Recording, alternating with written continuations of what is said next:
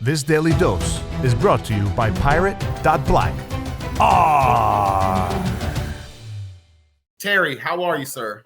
I'm doing great, man. I'm excited to be here and love that you're doing show. Love that you're spreading awareness. The world needs way more people spreading awareness on all the things that are happening in the world right now. So grateful to be here and excited to share some pirate chain wisdom with you.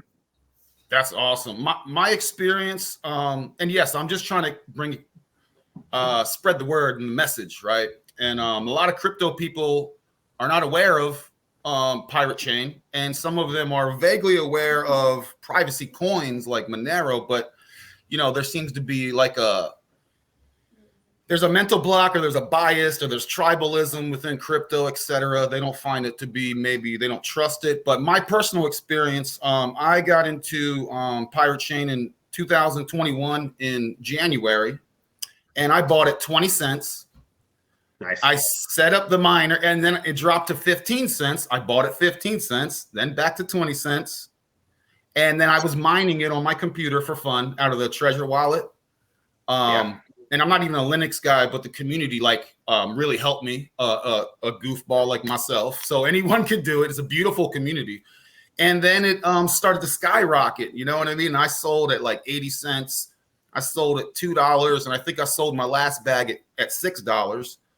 And then it went to $16, right, guys? It went to $16. I think it's one of the best gainers in all of crypto, even during a bull run, so to speak. Sure. Now I wish I could say I'm a gazillionaire, but when I say I bought it, I only had like $100 and maybe $200 worth. So still really good gains. But that's my history with the pirate chain. I currently don't own any, and I see tons of upside when you talk about just as an investor in general, you want something with a lot of upside.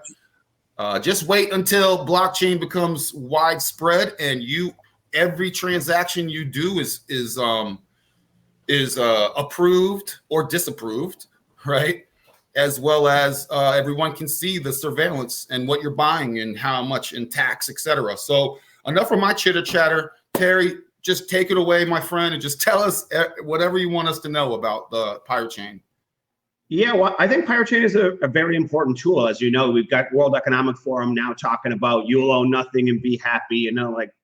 Fuck that. Who wants to live like that? So we are going to need privacy, and when privacy becomes outlawed, only outlaws will have privacy, so to speak. And so I think we're in an age where we are building parallel economies, parallel institutions, and there's a wide spectrum of tech being built out right now. And I think there are some other good privacy projects. If you did mention Monero, and I'm all for Monero, but if we are being objective and got out of the tribalism and the whole religious cult aspect that seems to exist in crypto, you would come very quickly to the conclusion that pirate chain is our best tool. And so I'm all for Linux machines. I'm all for privacy phones. I'm all for anonymous SIM cards and privacy apps and ways to break the link of all the tracking on your social media sites. I've got privacy email accounts. I got all kinds of privacy apps. But you learn one thing when you study this issue. If you look back through history, even the Marxists will tell you this is the drum I beat the most. That they believe that control of the currency is 90% of all communism, and everything else that they try and do is useless without control of the currency. And with control of the currency, everything else becomes easy, sidebar stuff. And so, Hayek and Austrian economists have been writing for a long time, basically talking about we need a sly way of taking control of the currency out of the hands of the state. It can't be issued by the state, the Federal Reserve, the central banksters that have been dominating the planet for a very long time. And we need to take it out of their hands. And that cannot happen on a transparent ledger. And so we're grateful for the roots that Bitcoin had started, that planted. There's a lot of great ideas that stem from Bitcoin. It obviously became huge, and we can always debate about how and why that became so. But at the same time, we need to move on. Google wasn't the first search engine, and it certainly won't be the last. I think we have much better ones out there, like Pre-Search, for those who are looking for privacy-based search engines. It's not going to be the last, right? And so for all those who think that Bitcoin is guaranteed to win just because it was the first, I say tell that to Blockbuster, right? They're gone, right? When new technology comes, we can and should replace it with something that's better. I mean, I have fond memories of going to Blockbuster, but let's face it, Netflix is a better solution. It is a better technology. And so I'm all for Monero laying down the roots. We applaud their free and open source ethos. We applaud all the people who are inventing new technologies and trying to maintain privacy. But now we live in, kind of crypto 3.0, if you will. If we were looking at the evolution, I would say that Bitcoin came first.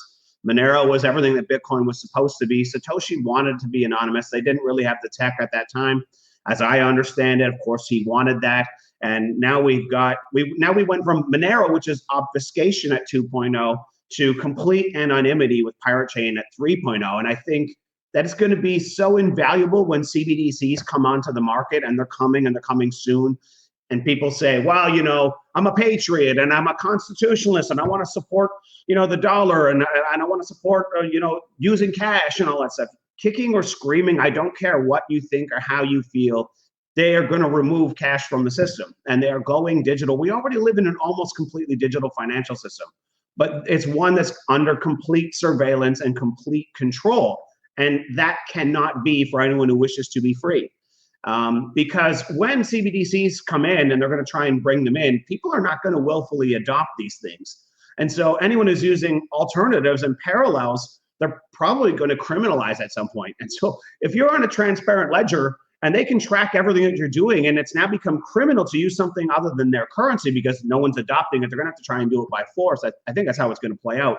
I don't have a crystal ball, but I've got a 20-year track record of doing a damn good job of prognosticating in the future and being, mostly right. No one bats 1,000, but I think that's how it plays out. And so if you're on a transparent ledger and now they're tracking you and it's become a criminal activity, you're screwed. So all these transparent projects, they have to go. And so I'm grateful that we have things like Dero and DarkFi trying to bring in smart contracts, and we've got Cordials of the world. So there's lots of other good projects I'm a supporter of. So I don't want any of the listeners to think that I'm a Pirate Chain maximalist, I'm in the religion and I'm drinking the Kool-Aid. I'm not in the team. I'm just an investor and I'm just a fan. And I'm a very serious crypto investor, and I study the landscape. And from what I can see, the best that I can tell is that this is going to be a necessary tool for us, and I think a big winner in the future. So follow the treasure to pirate.black, because financial privacy today is freedom tomorrow. ARRR!